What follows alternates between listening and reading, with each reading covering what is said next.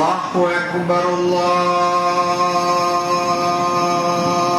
أكبر الله أكبر الله أكبر أشهد أن لا إله إلا الله أشهد أن لا إله إلا الله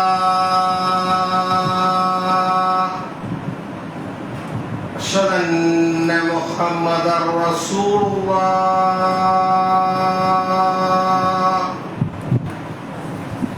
أشهد أن محمدا رسول الله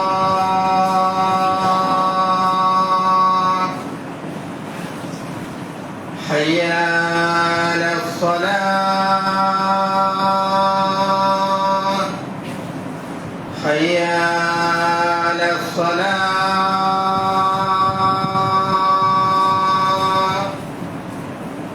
حي على الفلاح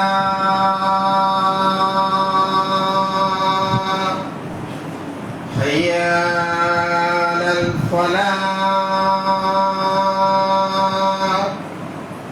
الله أكبر الله أكبر لا إله إلا الله.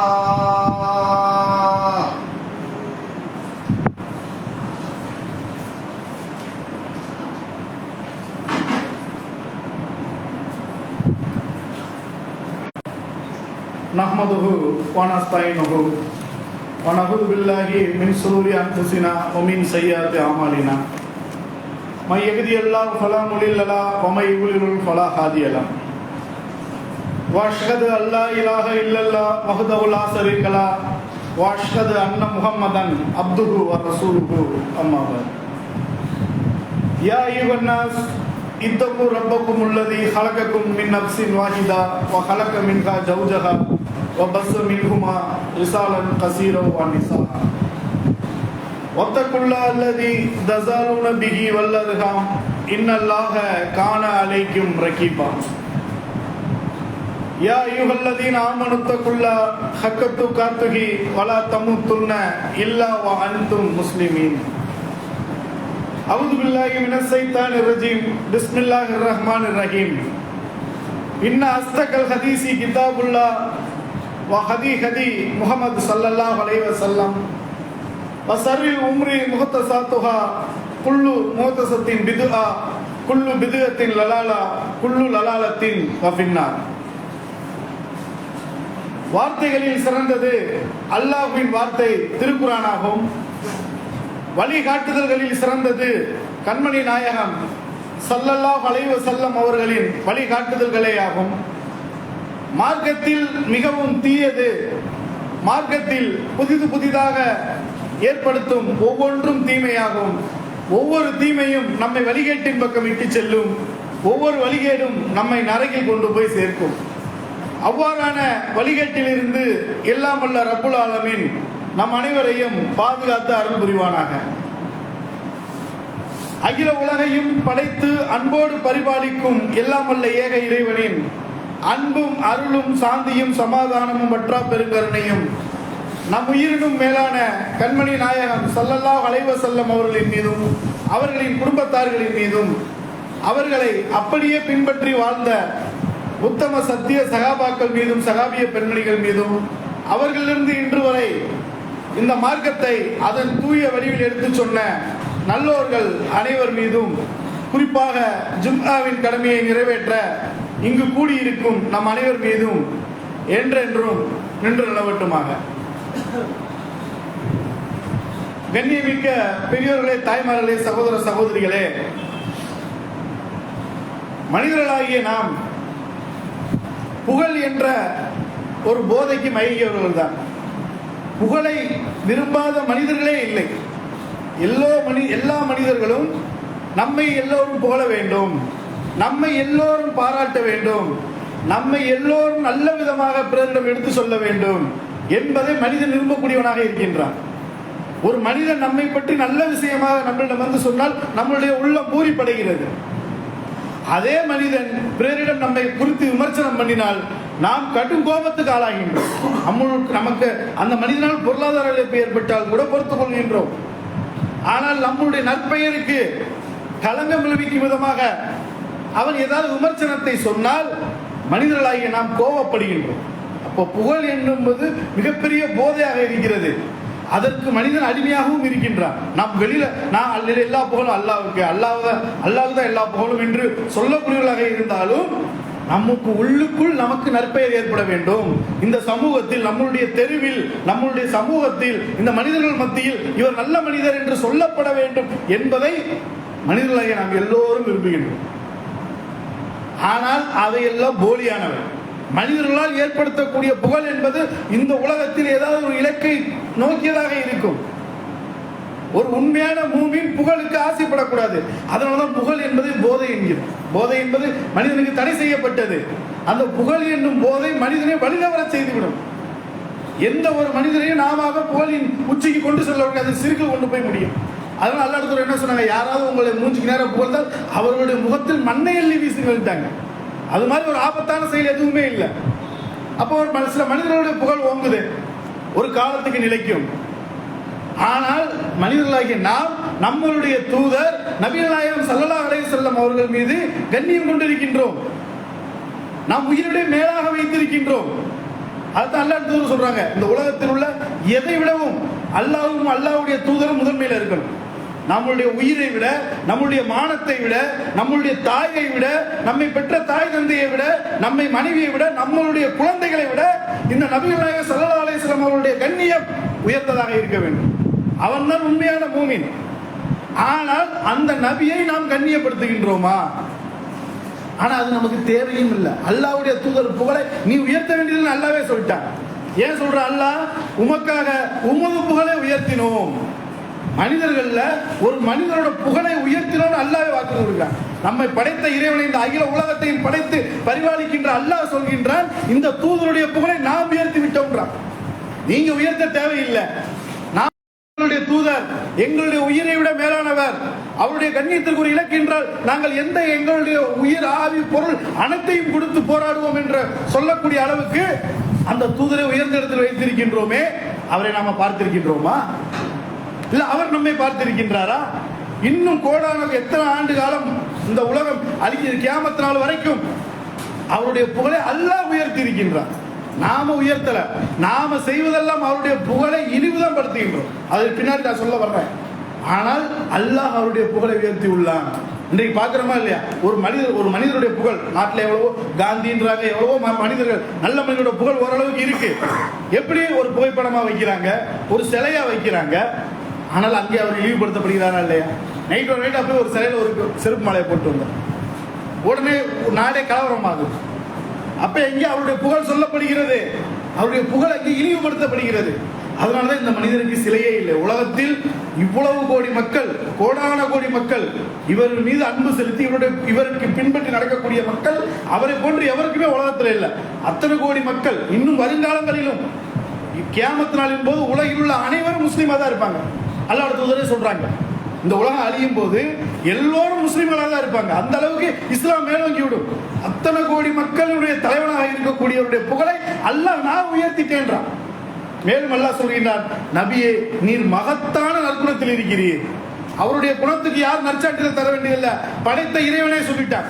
அல்லாஹ்வுடைய தூதருடைய நபிகள் நாயகம் ஸல்லல்லாஹு அலைஹி வஸல்லம் அவர்களுடைய குணம் மகத்தான நற்குணம். நாம் அவருடைய குணத்தை பத்தி எங்களுடைய தூதருடைய குணம் எப்படிப்பட்டது தெரியுமா என்று நாம புகழ்பாடி அவருடைய குணம் உயர வேண்டியதில்லை. அல்லாஹ்வே சொல்லி காட்டுகின்றான், என்னுடைய தூதர் மகத்தான நற்குணத்தில் இருக்கிறார். உங்களிலிருந்தே ஒரு தூதர் உங்களிடம் வந்து விட்டார். நீங்கள் துன்பப்படுவது அவருக்கு கடினமாக இருக்கிறது. அவர் உங்கள் நலன் மீது ஆவல் கொண்டவர். அவர் இறை நம்பிக்கையாளர் மீது கருணையும் அன்பு மிக்கவர். எங்களுடைய தூதர் கருணை மிக்கவர், எங்களுடைய தூதர் அன்பு மிக்கவர் என்று நீங்கள் பிரச்சாரம் பண்ண வேண்டியதில்லை. அல்லாஹ்வே சொல்லிட்டார். உங்கள்ல இருந்து ஒரு தூதர் வராரு, அவர் நீங்க கஷ்டப்பட்டு அவர் கஷ்டப்படுறாரு. அவர் உங்களை பார்த்ததில்ல, நீங்க அவரை பார்த்ததில்ல. கோடான கோடி மக்கள் உங்களுடைய துன்பங்கள் எல்லாம் அவருக்கும் கஷ்டமா இருக்கு. அவர் கருணையும் அன்பு மிக்கவராக இருக்கிறார் என்று அல்லாஹ் நற்சான்று கொடுத்து விட்டார். அப்ப நம்மளுடைய வேலையெல்லாம் என்ன? அந்த தூதர் என்ன சொன்னாரோ அதை நாம செய்யணும். அல்லாஹ்வுடைய தூதர் என்ன சொன்னாரு? என்ன வரம்பு மீறி புகழாதீர்கள். அந்த மரியமின் மகன் ஈசாவை எப்படி கடவுளுடைய நிலைக்கு கொண்டு போய் அந்த கிறிஸ்தவ சமுதாயம் புகழ்கின்றதோ அந்த மாதிரி நீங்க புகழ்ந்து விடாதீர்கள். என்னை வரம்பு மீறி புகழாதீர்கள். என்னுடைய கபுஸ்தான் மீது எந்த கல்லறையும் கட்டி விடாதீர்கள் என்று நம்ம கட்டளையிட்டு இருக்காங்க. அப்ப நாம் ஒரு தூதரை பின்பற்றுகின்றோம், ஒருவரை தலைவராக ஏற்றுள்ளோம். நாளைக்கு மறுமையிலும் அவர்தான் நமக்கு தலைவராக, அல்லாஹ் நமக்கு பரிந்துரை செய்பவராக இருக்கிறார் என்றால் அவர் சொல்படி கேட்கணுமா இல்லையா? என்ன வரம்பு மீறி போலாதீர்கள் என்று சொன்னால் நாம் வரம்பு மீறக்கூடாது. அவரே சொல்லிட்டாரு, எனக்கு நீங்க என்ன சொல்லுங்க? ஸலவாத்து சொல்லுங்க. அல்லாஹும்ம ஸல்லி அலா முஹம்மதின் வ அலா ஆலி முஹம்மதின் கமா ஸல்லைத அலா இப்ராஹிம் வ அலா ஆலி இப்ராஹிம் இன்னக ரப்பனா ஹமீதுல் மஜீத். இந்த ஸலவாத்தை ஒவ்வொரு நேரமும் எனக்கு சொல்லுங்க, உங்களுக்கு அவ்வளவு நன்மை இருக்கு. அவருக்கு துஆ செய்ய சொல்றார். அவர் புகழ சொல்லல, அவர் புகழ் பாட சொல்லல, எனக்காக இறைவனிடம் பிரார்த்தியுங்கள் என்று ஒரு ஸலவாத்தை சொல்லியிருக்கிறார். யா அல்லாஹ், இப்ராஹிம் அலைஹிஸ்ஸலாம் அவர்களுக்கு எவ்வாறு நீ அருள் புரிந்தாயோ, இப்ராஹிம் நபியுடைய குடும்பத்துக்கு நீ எவ்வாறு அருள் புரிந்தாயோ, அதே போல் எங்களுடைய நபிக்கும் நீ அருள் புரி, எங்களுடைய நபியுடைய குடும்பத்துக்கு நீ அருள் புரி என்று அல்லாஹ்விடம் கேளுங்கள் என்று நமக்கு கற்றுத் தந்திருக்கின்றார். அதே நம்ம கடமை. நம்ம ஒவ்வொரு தொழுகையிலையும் சொல்றோம், நம்ம எவ்வளவு அந்த ஸலவாத்தை சொல்கின்றோமோ அவ்வளவு நமக்கு நன்மைகள் இருக்கிறது. அதே அல்லாஹ்வுடைய தூதர் நமக்கு கற்றுத் தந்திருக்கின்றார். ஆனால் நாம என்ன செய்யறோம்? ஒரு கவிதையை எழுதி வைத்துக் கொண்டு அவரே நாங்கள் அல்லாஹ்வின் தூதரை புகழ்கின்றோம் என்று ஒரு கவிதையை எழுதி வைத்துக் கொண்டு புகழ்கின்றோம். அல்லாஹ் கவிதையை பத்தி என்ன சொல்றான்? கவிதை இவருக்கு கற்றுத்தரவில்லை, அது இவருக்கு தேவையும் இல்லை. இதுதான் கவிதையை குறித்து அல்லாஹ்வுடைய பார்வை. அல்லாஹ் என்ன சொல்ற? கவிதைன்னு உலகத்துல இருக்கு, ஆனால் அதை நாம் இவருக்கு கற்றுத்தரவில்லை. ஏன்? அது இவருக்கு தேவையும் இல்லை. அது ஒரு தேவையில்லாத விஷயம். அல்லாஹ்வுடைய தூதருக்கு தேவையில்லாத ஒரு விஷயமாக கவிதையை அல்லாஹ் சொல்லி காட்டுகின்றான். ஆனால் இன்று நாங்கள் அல்லாஹ்வின் தூதரை புகழ்கின்றோம், எங்களுடைய நபியை நாங்கள் புகழ்கின்றோம் என்று இவர்கள் கவிதையை எழுதி வைத்துக் கொண்டு, ஏதோ ஒரு 300-400 ஆண்டுகளுக்கு முன்னால் ஏதோ அரபு கவிஞனால் எழுதப்பட்ட ஒரு கவிதையை எழுதி வைத்துக் கொண்டு அதை பாடினால் சினிமா பாடல்கள், அதாவது கேவலமான அருவருக்கத்தக்க ராகங்களோடு அந்த பாடலை நாம் கேட்க முடியாது. ஒரு குழுவாக அமர்ந்து கேட்க முடியாத பாடல்களுடைய ராகத்தை எடுத்து வைத்துக் கொண்டு எல்லாரையும் உட்கார வச்சுக்கொண்டு ஒரு புல்லாவை போட்டுக்கொண்டு சுத்தி உட்கார்ந்துட்டு நடுவில் என்னென்னத்தையோ வைத்துக் கொண்டு பத்தியை பொறுத்துக் கொண்டு சந்தனத்தை பொறுத்துக் கொண்டு இந்த பாடல்களை, இந்த கவிதையை ராகமாக படிப்பதை வணக்கம், இதை செய்தால் நன்மை என்று நினைத்து இந்த சமுதாயம் இன்னைக்கு செய்கிறதா இல்லையா? இது வரம்பு மீறுறதா இல்லையா? அல்லாஹ் என்ன சொல்ற? கவிதை இந்த நபிக்கு நாம் கற்றுத்தரவில்லை, அது அவருக்கு தேவையும் இல்லை. வழிகளர்களே கவிஞர்களை பின்பற்றுவார்கள். யார் இந்த மௌலூத் பாடலை எழுதி வச்சு பாடுறாங்களோ அவர்கள் எல்லாம் வழிகாடர்கள். ஏன்னா அவர்கள் அந்த கவிதையை பின்பற்றுறாங்க, அந்த கவிஞரை பின்பற்றுறாங்க. யார் இந்த கவிஞர்களை பின்பற்றுகிறார்களோ அவர்கள் வழிகாடர்கள் நல்லா சொல்றான். கவிஞர்களை பின்பற்றினா வழிகேடுன்னு அல்லாஹ் சொல்றான். ஆனா ஏதோ ஒரு கவிஞர் எழுதி வைத்ததை நாங்கள் எங்கள் நபிக்கு பாடுகின்றோம் என்று பாடுகின்றோமே, அது நன்மையான செயலா? அல்லாஹ்வுடைய பார்வையில் வழிகேடான செயலா? இந்த மாதிரி மௌலூத் பாடல்களை பாடுவதை வழிகேடு என்று அல்லாஹ் சொல்கின்றான். ஏனென்றால் கவிஞர்களை பின்பற்றுவது வழிகேடு. ஒவ்வொரு பள்ளத்தாக்கிலும் அலைந்து திரிந்து தாம் செய்யாததை பிறருக்கு செய்ததாக கூறுவதை நீ பார்க்கவில்லையா? கவிஞர்கள் பொய்யர்கள், அவர்களை வீணர்களை பின்பற்றுவார்கள். அல்லாஹ் இதைத்தான் சொல்றான். எப்ப கவிஞர்கள் பொய்யர்கள், அது வீணானே வெற்றியே போறவே நாசமா போறவே தான் அவரை போய் பின்பற்றுவான். அவர்கள் ஒவ்வொரு பள்ளத்தாக்கிலும் இருக்கிறத நீ பார்க்கலையா? அவர்கள் செய்யாததை செய்ததாக புகழ் பாடுவதை நீ பார்க்கலையான்னு அல்லாஹ் கேட்கிறான். இதை போய் பாடுறீங்களேப்பா, இதை போய் கேட்கிறீங்களேப்பா, அது வீணானது வெற்றியானது, அது வீணர்கள் தான் பின்பற்றுவார்கள். மறுமையை பற்றிய சிந்தனை இல்லாதவர்கள், இந்த மார்க்கத்தை அறியாத வீணர்கள் தான் அதை போய் பின்பற்றுவாங்க, அதை பாடிக்கிட்டு திரிவாங்க.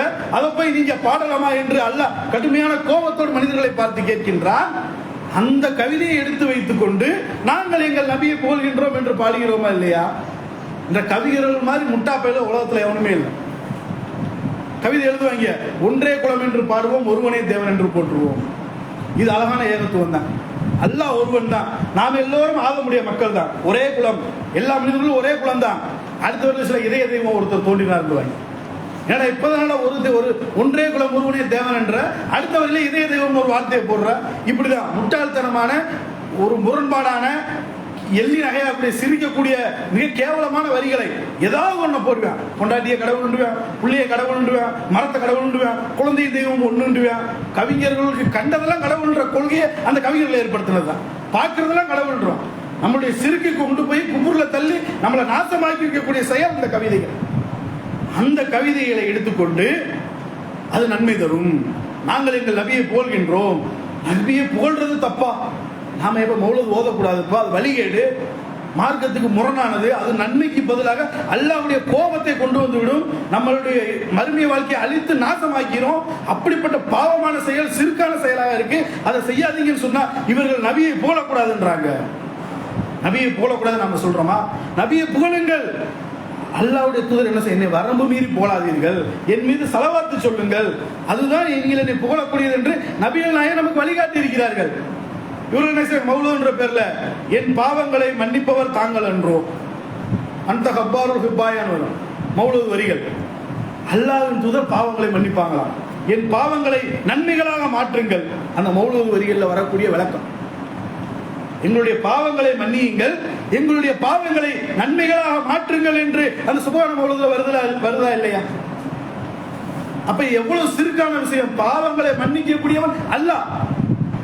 அதுவும் அல்லாஹ்வுக்கு விருப்பமான ஒரு செயல் பாவ மன்னிப்பு என்பது. வணக்கங்களிலேயே ஆகச் சிறந்ததும் முதன்மையானதும் அல்லாஹ்வுக்கு மிக மிக விருப்பமானதும் பிரார்த்தனை தான், துஆ தான். ஒரு அடியான் தான் செய்த பாவங்களை எண்ணி வருந்தி திருந்தி அல்லாஹ்விடம் அழுது கையேந்தி அழுது கேட்பதை அல்லாஹ் விரும்புகின்றான். அப்படிப்பட்ட அடியான் தான் அல்லாஹ்வுக்கு மிக நெருக்கமானவன், அல்லாஹ்வுக்கு விருப்பமானவன். உங்களுடைய தொழுகை விட, நோன்பை விட, ஜக்காத்தை விட, ஹஜ்ஜை விட அல்லாஹ்வுக்கு விருப்பமானது துஆ தான், அந்த பாவ மன்னிப்பு கேட்பதுதான். அல்லாஹ்விடம் அழுது கேட்கும் போது அல்லாஹ் அவ்வளவு சந்தோஷப்படுகின்றான். என் அடியான் தெரியாமல் தவறு செய்து விட்டான், திருந்தி என்னிடம் வந்து விட்டான் என்று அல்லாஹ் சந்தோஷப்படுகின்றான்.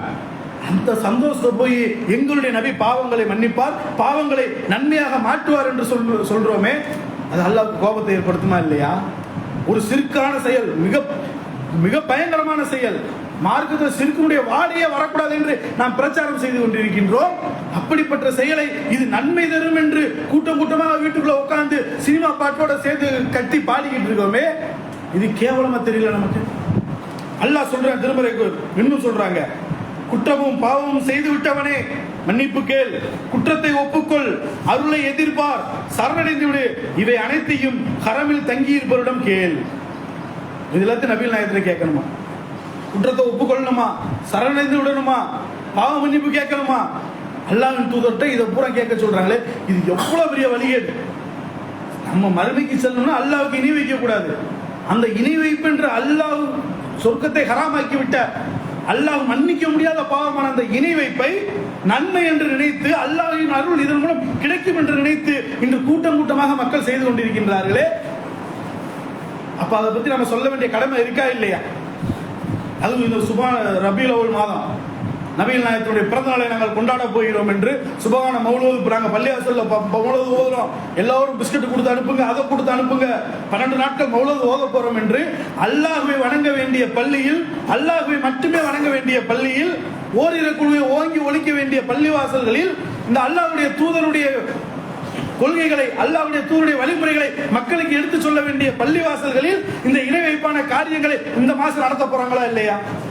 முதல்ல அல்லாஹ்வுடைய தூதர் பிறந்த நாளுக்கான எந்த ஆதாரமும் இல்லை. இந்த நாள்ல இந்த தேதியில பிறந்தார்கள் என்பதற்கு மார்க்கத்தில் எந்த ஆதாரமும் இல்லை. அந்த நபிக்கு பிறந்த நாள் கொண்டாடுறது எவ்வளவு பெரிய, அவருக்கு அப்படி நேர் எதிரான நபிகள் நாயகம் ஸல்லல்லாஹு அலைஹி வஸல்லம் சொல்றாங்க, யார் பிரமத கலாச்சாரத்தை பின்பற்றுகிறார்களோ அவர்கள் நம்மை சார்ந்தவர் அல்ல. பிறந்த நாள் என்பது கிறிஸ்தவ கலாச்சாரம். அவர்கள் தான் நாம் ஈசா நபி என்று அழைக்கக்கூடிய இயேசு கிறிஸ்து அவர்கள் பிறந்த நாளை அவர்கள் முக்கிய திருவிழாவாக கிறிஸ்துமஸ் என்று கொண்டாடுவார்கள். அப்ப அந்த கலாச்சாரத்தை நீங்க மட்டும் தான் கொண்டாடுவீங்களா? நாங்களும் கொண்டாடுவோம், எங்க நபிக்கு நாங்களும் பிறந்தநாள் கொண்டாடுவோம். அவர் என்னைக்கு பிறந்தார் ஆதாரம் இல்லையப்பா, நாங்களும் அவர் கணிப்பிச்சுக்கிடுவோம், இன்னைக்குதான் பிறந்தார் என்று எந்த ஆதாரமும் இல்லாத ஒரு நாளை தேர்ந்தெடுத்துக் கொண்டு மிலாது நபி என்ற பெயரில் எந்த தூதர் அதை செய்யக்கூடாது என்று சொன்னார்களோ அவருக்கு எதிராக அதை செய்யறது எவ்வளவு பெரிய கேவலமான செயல், எவ்வளவு ஒரு பாவமான செயல், அல்லாஹ்வுடைய கோபத்தை ஏற்படுத்தக்கூடிய செயலாக அது இருக்கிறதா இல்லையா? இன்றைக்கு மிலாது நபி என்ற பெயரில் நாட்டில் அரங்கேறக்கூடிய நிகழ்வுகள் நம்ம பார்க்கிறோமா இல்லையா? பெரிய மேடையை போட்டு அந்த தலைவர் இந்த தலைவரை கூப்பிட்டு வந்து உட்கார வச்சு அங்க இவர் புகழ, இவர் அவரை புகழ, அவர் இவருக்கு பொன்னாடை போட, இவர் அவருக்கு பொன்னாடை போட என்று மார்க்கத்துக்கு துளியும் சம்பந்தம் இல்லாத அனைத்து நிகழ்வுகளையும் நாங்கள் நபிகள் நாயகத்துக்கு பிறந்தநாள் கொண்டாடுகிறோம் என்ற பெயரில் செய்கிறார்களா இல்லையா? ஆனா அன்னைக்கு காலையில் அந்த மேடையில எவனும் பஜருக்கு வந்திருக்க மாட்டான். அடுத்த நாள் காலையில் ஃபஜ்ர் தொழுகையில் இருக்க மாட்டான். அந்த தூதர் என்ன நமக்கு சொல்லி தந்தாங்களோ அதை செய்யாமல் அடுத்தவர் என்ன சொன்னாங்க, ஃபஜ்ர் தொழுகையை எவர் பள்ளிவாசலில் தொழுகாமல் வீட்டில் தொழுகிறாரோ, தொழுகாதவங்கள இல்ல, ஃபஜ்ர் தொழுகிறாரு ஆனா பள்ளிவாசலுக்கு வராம வீட்டுல தொழுதாருன்னா அவங்க வீட்டை பூரா நான் தீய வச்சு கொளுத்திடுவேன்றாங்க, அல்லாஹ் மட்டும் எனக்கு அனுமதித்திருந்தால்.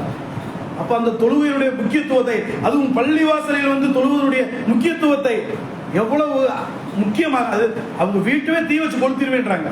பள்ளிவாசலுக்கு வந்து ஃபஜ்ர தொழுகாம வீட்டுல யார் தொழுகிறாங்களோ அவங்க வீடவே நான் தீ வச்சு கொளுத்திடுவேன், அல்லாஹ் எனக்கு அனுமதி கொடுக்கலன்னு சொல்றாங்க. அந்த அளவுக்கு தொழுகையின் முக்கியத்துவத்தை ஒரு நபி போதிக்கின்றார். அவரை தலைவராக இருக்கின்ற நீ அவருக்கு பிறந்தநாள் கொண்டாடுற, ஆனா அவர் சொல்ற எதையுமே செய்யறது இல்லை. அந்த மேடையில் அவருக்கு பெயர் கிடைக்கணும், அவருடைய புகழ் தெரியணும், அவருடைய முகம் 4 பேருக்கு தெரியணும் என்ற ஒரு எண்ணத்தை தவிர வேற எதுவுமே அங்க மார்க்கம் இல்லை. அல்லாஹ்வுடைய தூதர் போதனைகள் எதுவுமே இல்லை. அல்லாஹ்வுடைய தூதருடைய புகழை ஓங்கி ஓங்கி சொல்லக்கூடிய எந்த விஷயமும் அங்க நடக்காது. மாறாக நம்ம நரகில் சொல்லக்கூடிய அல்லாஹ்வுடைய கோபத்தை ஏற்படுத்தக்கூடிய அனைத்து செயல்களும் அங்க நடக்கின்றது. இப்படி அல்லாஹ்வுடைய தூதர் பாவங்களை மன்னிப்பார்கள் என்று அல்லாஹ்வுடைய தூதருக்கு மாற்றமா செயல்படுறீங்களே, அல்லாஹ் திரும்ப சொல்றான், அவர்கள் மானக்கேடானதை செய்தாலோ அல்லது தமக்கு தாமே அநியாயம் செய்து கொண்டாலோ அல்லாஹ்வை நினைத்து தமது பாவங்களுக்காக மன்னிப்பு கோருவார்கள். பாவங்களை மன்னிப்பவன் அல்லாஹ்வை தவிர வேறு யார்? அல்லாஹ் கேட்கிறான், நீங்க எல்லா உங்க மானக்கேடான விஷயங்களை செஞ்சிருவீங்க, பெரும் பெரும் பாவங்களை செஞ்சிருவீங்க, ஆனால் உங்க பாவங்களை எல்லாம் மன்னிக்கிறது என்ன தவிர யார் என்ற அல்லாஹ். இப்படி அல்லாஹ் கேட்கின்றான். அல்லாஹ்வுடைய தூதர் அதைத்தான் சொல்றாங்க. ஆனா நீங்க என்ன செய்றீங்க, எங்களுடைய தூதரை நாங்கள் போல போகின்றோம் என்று எங்களுடைய பாவங்களை அவர் மன்னிப்பார் என்று போய் அந்த பாட்டை பாடுறோமே. அப்ப இது பாவம் எவ்வளவு ஒரு சிறுக்கான செயலா இல்லையா? இதைத்தானே செய்யக்கூடாது நம்ம சொல்றோம். மேலும் என்ன சொல்றாங்க, நோய் தீர்ப்பவரே சலாம் உண்டாகட்டும். நோய் தீர்க்கிறது யாரு? நோயை கொடுப்பவனும் அல்லாதான், அதை தீர்ப்பவனும் அல்லாதான். அதான மார்க்கம் சொல்லுது. ஆனா மௌலூத் என்ற பெயரை நோயை தீர்ப்பவரே உங்களுக்கு சலாம் உண்டாகட்டும்னா, அப்ப நபி நாயகம் ஸல்லல்லாஹு அலைஹி வஸல்லம் நமக்கு நோயை தீர்க்கிறாரா? யா நபி சலாம் அலைக்கும் பாட்டு. ஒரு மனிதருக்கு சலாம் சொல்றது எப்படி சொல்லணும், அந்த சலாத்துக்கு கண்ணியம் என்ன? ஒரு மூமினுடைய கடமை சலாத்தை பரப்புவது. எவர் ஒரு முந்தி கொண்டு சலாம் சொல்றாரோ 30 நன்மை, பதில் சொல்றவங்களுக்கு 10 நன்மை. நாளைக்கு சொர்க்கத்துல மறுமையில சொர்க்கத்தில் இருக்கும் போதெல்லாம் எங்கு பார்த்தாலும் சலாம் தான், அமைதி தான், சலாம் சலாம் சலாம் தான். மார்க்கத்தில் சலாம் என்பது மிக முக்கியமான ஒரு விஷயம். அந்த விஷயத்தை கேலி கூத்தாக்குறாங்களா இல்லையா மௌலூத் என்ற பேர்? நபி நாயகத்துக்கு சலாம் சொல்லணும் பாட்டு, யா நபி சலாம் அலைக்கும் ஒரு ராகத்துல பாட்டு படிக்கிறது. இது எவ்வளவு ஒரு கேவலமான கேடுகட்டமான மட்டரகமான செயல். யாராவது வீட்டில் போய் தன்னுடைய மனைவிக்கோ தன்னுடைய தந்தைக்கோ இல்லை ஒரு பெரிய மனிதரை சந்திக்கும் போதோ இந்த மாதிரி நீங்க சலாம் சொல்லுவீங்களா? ஆனால் இவர்கள் அனைத்தையும் விட முஹம்மது நபி ஸல்லல்லாஹு அலைஹி வஸல்லம் அவர்கள் நம்முடைய உயிரை விட, நம்முடைய குடும்பத்தை விட, நம்முடைய மனைவி மக்களை விட, எவராக இருந்தாலும் அவரை விட முதன்மையானவர் முஹம்மது நபி ஸல்லல்லாஹு அலைஹி வஸல்லம் அவர்கள். அவருக்கு நீங்க சலாம் இப்படி பாட்டு பாடி சொல்றீங்களே, இது அவரை புகழை உயர்த்துவதா, அவரை கேவலப்படுத்துவதா, இழிவுபடுத்துவதா? அந்த மாதிரி சலாம் நீங்க மனிதர்ல யாருக்காவது சொல்லுவீங்களா? பள்ளிவாசல்ல உட்கார்ந்துட்டு யா நபி சலாம் அலைக்கும் பாட்டு படிக்கிறீங்களே, அந்த மாதிரி போய் யாருக்காவது நீங்க சலாம் சொல்லுவீங்களா? சொன்னா உங்களை அவர் எப்படி நினைப்பாரு? அப்ப நீங்க நபிகள் நாயகம் ஸல்லல்லாஹு அலைஹி வஸல்லம் உயிரை விட மேலானவர், என்னுடைய மனைவி மக்களுடைய இந்த உலகத்தில் உள்ள எதை விடவும் அவர் தான் முதன்மைன்னு சொல்லுகின்றோமே, அவருக்கு நீங்க இப்படிதான் சலாம் சொல்லுவீங்களா? இது நன்மை என்று நினைத்து பள்ளிவாசல்கள் பாட்டாக படித்துக் கொண்டிருக்கிறீர்களே, இது அல்லாஹ்விடத்தில் எவ்வளவு பெரிய கோபத்துக்குரிய செயலாக இருக்கிறது. அப்ப இதெல்லாம் நம்ம சிந்திச்சு பார்க்கணுமா இல்லையா? இந்த மாதம் என்பது ரபீஉல் அவ்வல் மாதமாக இருக்கிறது. தமிழ்நாட்டில் உள்ள அனைத்து பகுதிகளிலும் இந்த மௌலூத் என்பதுதான் நடக்க போகுது. அப்ப அதை தடுக்க வேண்டிய கடமை நமக்கு இருக்கு. நான் போன வருஷமாவே சொன்னேன், நம்ம பலவீனமான நிலைக்கு போயிடக்கூடாது. வெறுத்து ஒதுங்கி நான் ஓத மாட்டேன், யாரோ ஓதிட்டு போறாங்க, என்னமோ செஞ்சுட்டு போறாங்க, நம்ம போக முடியாது. நாம் எதிர்த்து களமாடணும். அந்த இணை வைப்பு சிறுக்குன்றதை அவர்களுக்கு விளங்க வைத்து அதிலிருந்து அவர்களை மீட்டெடுக்க வேண்டும். அந்த கடமையும் பொறுப்பும் நமக்கு இருக்கு. அப்ப இதற்கு எதிரான பிரச்சாரத்தை நம்ம தீவிரமா கொண்டு சொல்லணும்.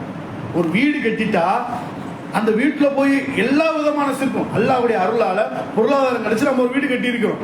அது அல்லாஹ்வுக்கு நன்றி சொல்லணும். அப்ப அல்லாஹ்வுக்கு விருப்பமான காரியம் செய்யணும். நல்ல உணவு சமைச்சு நம்முடைய உறவினர்களுக்கும் நண்பர்களுக்கும் விருந்தினர்களுக்கும் கொடுக்கலாம். அது மார்க்கத்தில் உள்ளது. அது அல்லாஹ்விடத்தில் நன்மையை பெற்று தரக்கூடியது. ஆனா அதுபடி பால் காய்ச்சல்னு ஒண்ணு செய்றீங்களே, அதுபடி மௌலூதுன்னு ஒண்ணு செய்றீங்களே, அது அல்லாஹ்வுடைய கோபத்தை ஏற்படுத்துதா இல்லையா? உங்களுக்கு அல்லாஹ் பொருளாதாரத்தை வழங்கி இருக்கின்றான், அல்லாஹ்வுடைய அருளால் ஒரு வீடு கட்டிருக்கீங்க, சந்தோஷம் தான். அது நல்ல உணவு சமைங்க, உங்களுடைய நண்பர்களை அழையுங்கள், உங்களுடைய உறவினர்களை அழையுங்கள், ஏழைகளை அழையுங்கள், அண்டை வீட்டாரை அழையுங்கள், உணவு பரிமாறுங்கள்.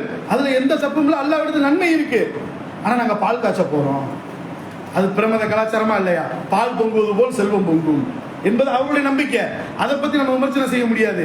ஆனா நாம் அதை செய்யலாமா? அல்லாஹ்வுக்கு நன்றி செலுத்துவது என்றால் நீ ஏழைக்கு உணவளி, உன்னுடைய உறவினர்களுக்கு உணவளி, உங்களுடைய நண்பர்களுக்கு உணவளி. அங்க உட்கார்ந்துட்டு இந்த மௌலூது பாட்டு பண்ணா அருள் பறக்கத்து பிறகு இன்னும் பல வீடு எனக்கு பெருகும் என்று இந்த சிறுக்கான பாடல்களை மௌலூது பாடல்களை வச்சு பாடுறதை நம்ம பார்க்கிறோமா இல்லையா? இப்படி அனைத்து நிகழ்வுகளிலும் மார்க்கம் நமக்கு என்ன கற்று தந்திருக்கிறதோ அதை விட்டு விட்டு மற்ற செயல்களை செய்யக்கூடியவர்களாக இந்த சமுதாயம் சென்று கொண்டிருக்கிறது. இந்த மாதம் மிலாது நபி என்று பல அனாச்சாரங்கள் அரங்கேற இருக்கிறது. இந்த மௌலூது பாடல்களை பாட இருக்கிறது. இந்த பாடுற இடத்துல போய் பாடக்கூடாதுன்னு சொல்ல வேண்டியது நம்ம கடமை. வாயால தடுக்கணும், கையால தடுத்தா சட்ட ஒழுங்கு பிரச்சனை வரும். இந்த நாட்டுடைய சட்டத்தை நம்ம பின்பற்றி நடக்கணும், அது நபி வழி, அதை நம்ம செய்ய முடியாது. ஆனா வாயால் தடுக்க வேண்டியது நம்மளுடைய கடமை. ஏன்னா பலவீனமான ஈமானுக்கு நம்ம போயிடக்கூடாது. பலமான ஈமானோடு அந்த மக்களை இதுல இருந்து மீட்டெடுக்கணும். பள்ளியாசல் அறிவிப்பு பண்ணாங்கன்னா அந்த இமாம்கிட்ட போய் நம்ம பேசணும். நீங்க அறிவிப்பு பண்ணாதீங்க, இது பாவமான செயல், இது மார்க்கத்துக்கு அப்படி நேர் எதிரான செயல், அல்லாஹ்வுடைய தூதர் கற்றுத்தந்ததற்கு நேர் எதிராக இருக்கிறது, இதை நாம் செய்யக்கூடாது என்று அவரோட நம்ம சொல்லணும். அப்படி நம்ம சொல்லணும்னா இது பாவம்னு முதல்ல நம்ம விளங்கணும். இன்னைக்கு நிறைய தகவல்கள் சொல்லப்பட்டிருக்கு, துண்டு பிரசுரம் இருக்கு, இது சம்பந்தமான புத்தகங்கள் இருக்கு. அதெல்லாம் வாங்கி படிச்சுட்டு அந்த மக்கள்கிட்ட சொல்லி புரிய வைத்து அவர்களை அந்த பாவச்செயலிலிருந்து மீட்டெடுக்கக்கூடிய நன்மக்களாக அல்லாஹ் நம் அனைவரையும் ஆக்கி அருள் புரிவானாக. வாஹிர் தஅவானா அல்ஹம்துலில்லாஹி ரப்பில் ஆலமீன்.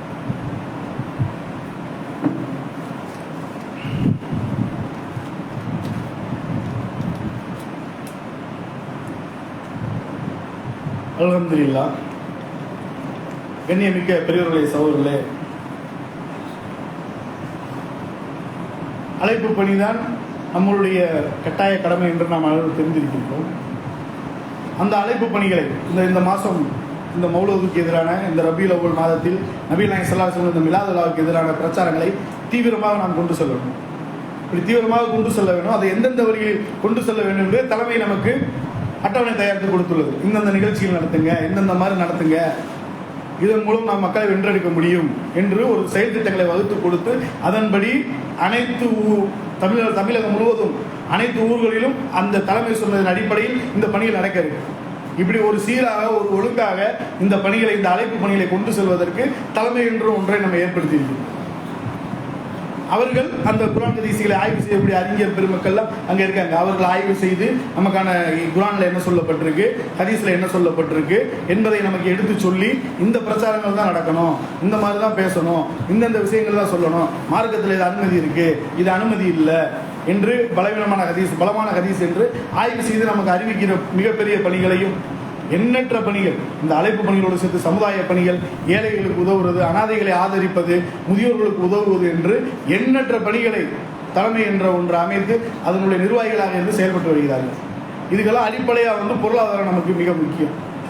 அந்த பொருளாதாரம் இருக்குன்னா அவர்களும் அவருடைய குடும்பத்தை விட்டுட்டு அவங்களோட தொழிலை விட்டுட்டு இந்த மார்க்கத்துக்காக இந்த அல்லாஹ்வுடைய தூதரின் புகழை ஓங்க ஒழிக்க செய்யணும், இந்த மார்க்கத்தை மக்களிடம் கொண்டு செல்லணும், அதனுடைய தூய வடிவில் அந்த மக்களை தீமையிலிருந்தும் விதயத்திலிருந்தும் சிறுக்கிலிருந்தும் வென்றெடுக்கணும்.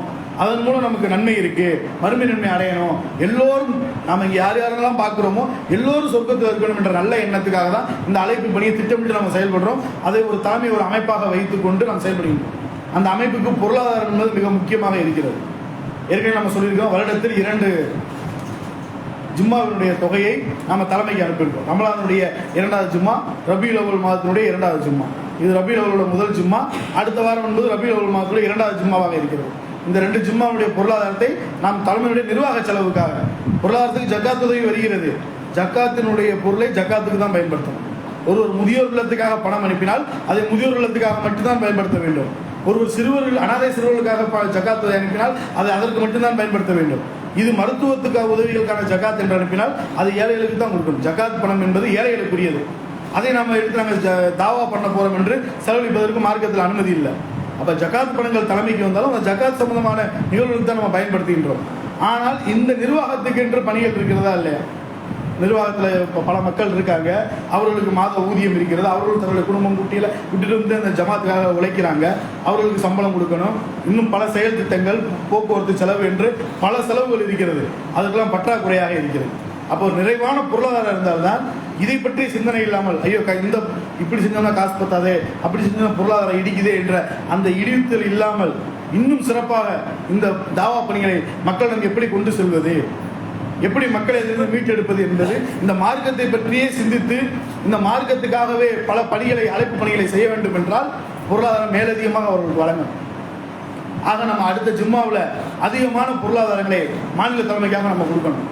அல்லாஹ் தூதர் சொல்றாங்க, எவர் வறுமைக்கு பயந்தவராக, பொருளாதாரத்தின் மீது ஆசை உள்ளவராக,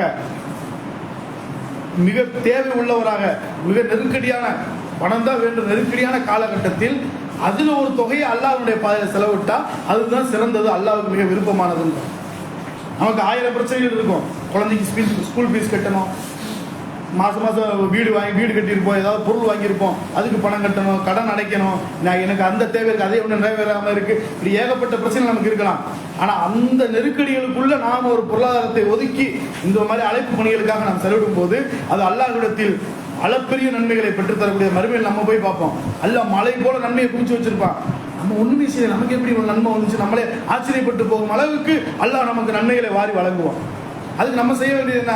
இந்த சிரமங்களோடு இந்த கஷ்டங்களோடு ஒரு சிறு பங்கை இந்த அழைப்பு பணிக்காக இந்த மார்க்கத்தின் வழியில் பொருளாதாரத்துக்காக நம்ம ஒதுக்கணும். அப்போ நம்ம இல்லை நமக்கே சிரமமாக இருக்கு, மித்தவங்கெல்லாம் கொடுக்குறாங்கல்ல, நம்ம இது கொடுத்துக்கிட்டு நம்மகிட்ட இல்லை, நம்ம இன்ஷால்லா அடுத்த வருஷம் கொடுப்போம்னு இல்லாமல் நம்மால் எவ்வளோ முடியுமோ அதை இன்ஷால்லா அடுத்த ஜும்மாவில் கண்டிப்பாக நீங்கள் கொண்டு வந்து அதிகமான பொருளாதாரங்களை கொடுத்து அல்லாஹ்வுடைய அருளை பெற வேண்டும் என்று நிறைவு செய்கிறேன். வாஹித் அல்ஹம்துலில்லாஹி ரப்பில் ஆலமீன்.